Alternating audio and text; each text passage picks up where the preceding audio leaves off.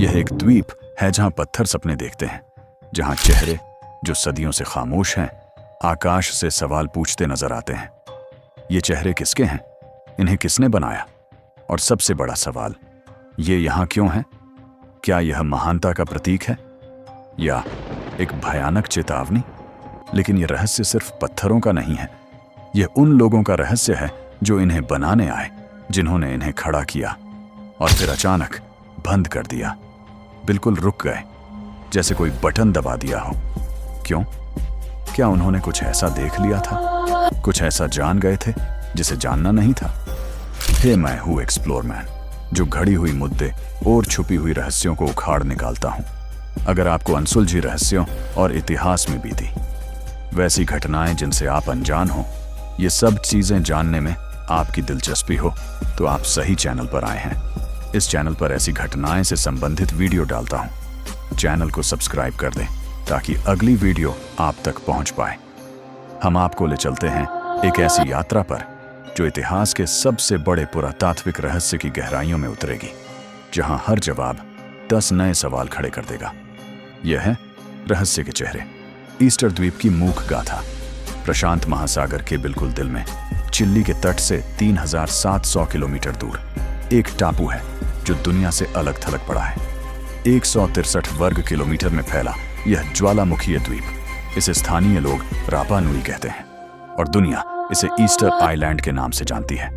लेकिन इसका असली नाम, इसकी असली पहचान इन पत्थर के दिग्गजों में कैद है। मोआई। आज यहाँ 887 मोआई हैं, हर एक अलग, हर एक अनोखा। कुछ सिर्फ 10 फीट तो कुछ 33 फीट तक ऊंचे। कुछ की नाक लंबी, कुछ के होंठ मोटे, कुछ गिरे हुए, कुछ अधूरे और कुछ अब भी खड़े हैं, सीना ताने गर्व से। लेकिन ये सिर्फ मूर्तियां नहीं है, ये एक खोई हुई सभ्यता का सबसे बड़ा सवाल है। ये मोआई कैसे बने? जवाब छिपा है राणो रराकू नामक एक ज्वालामुखी में। यहीं से निकला वह नरम टफ स्टोन जिसे बनाया गया ये सब। लेकिन यहाँ आकर पहला झटका लगता है। यहाँ सैकड़ों अधूरी मूर्तियां पड़ी हैं, जैसे कल ही सब कुछ छोड़कर भाग गए हों। और इनमें से एक है एल जिगांटे, 70 फीट 270 टन। यह अब तक की सबसे बड़ी मोआई होती अगर इसे कभी खदान से निकाला जाता। लेकिन यह यहीं पड़ा है, अधूरा अधूरा ही रह गया। एक सपना जो कभी पूरा नहीं हो पाया। इन विशालकाय पत्थरों को खदान से निकालकर द्वीप के चारों कोनों में कभी कभी 18 किलोमीटर दूर तक कैसे ले जाया गया? क्या सैकड़ों लोगों ने रस्सियों से खींचा? क्या लकड़ी के स्लेज पर, या कुछ और? स्थानीय किंवदंती कहती है कि ये पत्थर खुद ब खुद जले, माना नाम की एक जादुई शक्ति के कारण। एक ऐसी शक्ति जो पुजारियों के पास थी, लेकिन फिर वह शक्ति चली गई। और जिस दिन माना चली गई, उसी दिन सब कुछ थम गया। आधुनिक विज्ञान एक अलग तस्वीर पेश करता है। शायद उन्होंने पत्थरों को रॉकिंग करके आगे बढ़ाया, रस्सियों से बांधकर धीरे धीरे झुलाते हुए। 1 इंच, 1 फुट, 1 मील, सालों की मेहनत। लेकिन इस सिद्धांत में एक बड़ी खामी है, पेड़।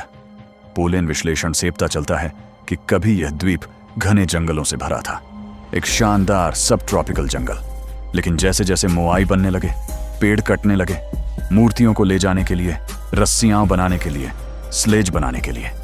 और एक दिन आखिरी पेड़ भी गिर गया, और उसके साथ ही गिर गया पूरी सभ्यता का भविष्य। पेड़ गए तो मिट्टी बही, मिट्टी गई तो खेती चौपट हुई, भुखमरी ने दस्तक दी, और फिर शुरू हुई आपसी लड़ाई। कबीले दुश्मन हो गए। वह सभ्यता जो इतने शानदार स्मारक बना सकती थी, वह अपने ही बचाव में नाकाम हो गई। और यहीं से मिलते हैं वो सबूत जो रोंगटे खड़े कर देते हैं। पुरातत्वविदों को मिले मानव अवशेष, हड्डियों पर कट के निशान, ऐसे निशान जो साफ इशारा करते हैं नरभक्षण की ओर।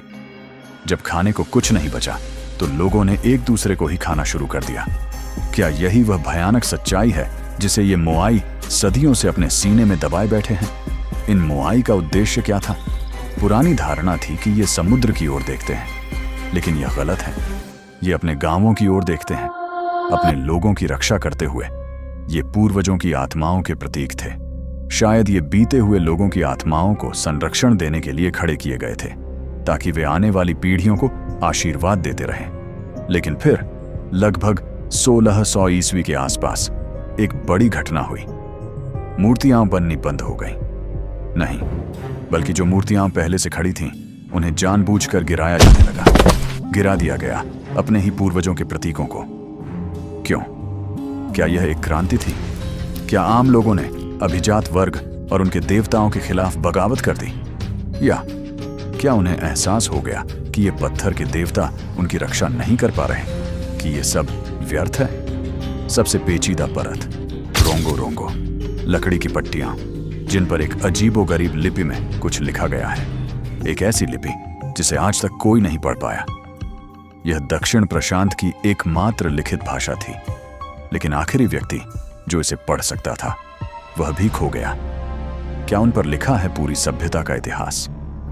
क्या यह कोडेड चेतावनी है, या फिर मदद की गुहार जो कभी पढ़ी ही नहीं जा सकी?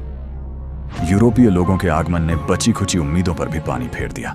गुलाम बनाए गए लोग, नई बीमारियां, और फिर वो दिन जब एक ईसाई मिशनरी ने रोंगो रोंगो की लकड़ियों को शैतानी लिपि कहकर जला दिया। आग में झुलस गया शायद पूरा इतिहास, पूरी जानकारी, पूरा जवाब। आज ईस्टर द्वीप फिर से हरा भरा हो रहा है। यूनेस्को की विश्व धरोहर है यह, और 1990 के दशक में कुछ मोआई को फिर से खड़ा किया गया। आधुनिक क्रेनों की मदद से अहू तोंगारिकी पर 15 मोआई फिर से खड़े हैं, पीठ में सूरज उगते हुए। एक अद्भुत नजारा। लेकिन क्या ये वही हैं जो पहले थे, या सिर्फ उनकी यादों के साए? तो क्या यही अंतिम सत्य है कि एक सभ्यता अपनी ही महत्वाकांक्षा की भेंट चढ़ गई, कि उन्होंने अपने भविष्य को, अपने बच्चों के भोजन को पत्थर के चेहरों में तब्दील कर दिया? क्या ये मोआई महानता के स्मारक नहीं, बल्कि अहंकार के मकबरे हैं? एक ऐसी चेतावनी जो बार बार कहती है, देखो, अगर संतुलन खो दिया तो यही अंजाम होगा। लेकिन शायद सबसे गहरा सबक यह है कि रापा नुई के लोग असफल नहीं थे। वे इंसान थे, हम जैसे। उन्होंने असंभव को संभव किया, उन्होंने आश्चर्य रचे, और फिर गलतियां की। वे भूल गए कि पत्थर के देवता नहीं, बल्कि जीवित पेड़, स्वच्छ पानी और एकजुट समाज ही असली संरक्षक होते हैं।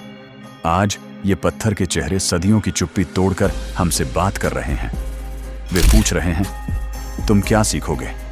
तुम किसकी पूजा करोगे? अपने संसाधनों की या अपने अहंकार की? वे एक प्रश्न छोड़ गए हैं जिसका उत्तर हमें देना है। ये पत्थर के चेहरे सदियों से चुप हैं, लेकिन उनकी चुप्पी दुनिया की सबसे तेज चीख से भी ज्यादा ताकतवर है। सवाल यह नहीं कि उन्होंने क्या कहा है, सवाल यह है कि क्या हम सुनने को तैयार हैं?